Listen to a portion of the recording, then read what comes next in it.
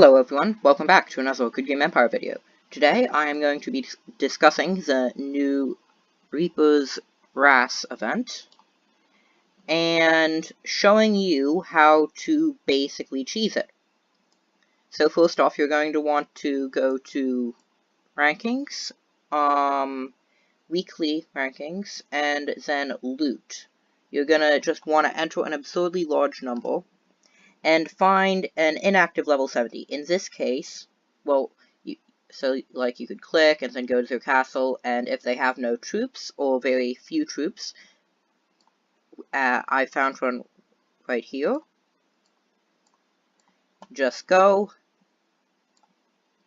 send 32 troops off, attacking the flanks they don't have armed citizens in.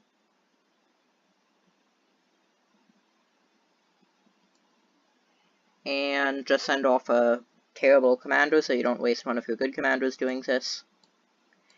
And then rinse and repeat. So you can see I just have a couple ones here. Actually lost this one. Looks like he was online. But you win the vast majority of the ones you send. And you don't lose troops if you lose, so there is really absolutely no downside besides the minute coin cost. So again, we can just, I'll show you it live this time. Find an inactive level 70. Let's scroll up a bit because I've gotten the ones near the bottom. There's an insane amount of pop-ups this weekend. Here we go. One without an alliance, even better. And again, send out a spy. Try not to get a 1 in 20 chance of failing and then fail. And again, see, no troops. You're not going to get a ton of souls this way, but you can send out a lot of attacks, and even though each attack doesn't have a lot of souls, collectively you can get a ton. So let's just do Morado.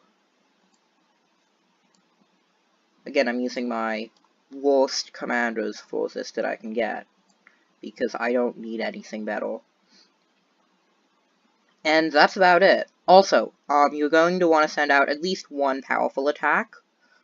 So like you can see here, I'm sending out an actual good attack with my Shadow King. I might actually make a video about this new commander I've found out, because if what I've found out is true, you might actually be able to get a 160% courtyard bonus. Also, for those of you who have stuck around this whole time, you know, it says you can't embed gems in appearance items, and this is a permanent item. It would seem as if this is just completely useless. Like, why would you get a look item if you can't embed a gem in it? Because you can. You can't embed in gems in appearance items. It says that in the item description right at the very end. But I have embedded a gem in this thing. It's a level 3 gem, a really bad gem, just to test it out, but you can embed gems in these. And I'm not 100% certain about this, but if I'm right, you could get a permanent look item that you can embed a gem in. If you got, say, another Ursloon, you could get 165% courtyard combat strength on my Shadow King commander. However, if you will, say, saving him for the Master Summoner, like I am, and you may not want to spend that much, you could get, say, just a Firestone instead, get 160% courtyard combat strength, as well as additional moat protection, which is actually this commander's biggest weakness right now.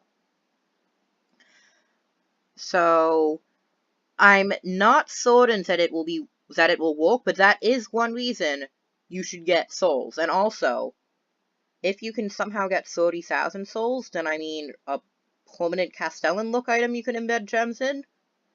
Again, none of this is certain. You may not be able to embed gems in it. but it certainly looks like you can, and if you can, this might be, these might be some of the best rewards you can get from any event. So you should definitely try to participate in this event, because on the very slight chance, although I think it's more than very slight, that you can embed gems in these things, you could get like a 15%, 20% courtyard combat strength bonus to your Castellan or Commander, which is just insane. Anyway, that's enough with this video, but definitely the new event, if you can embed gems in these things, then it is definitely worth participating in. If you can't, then it's just a terrible event.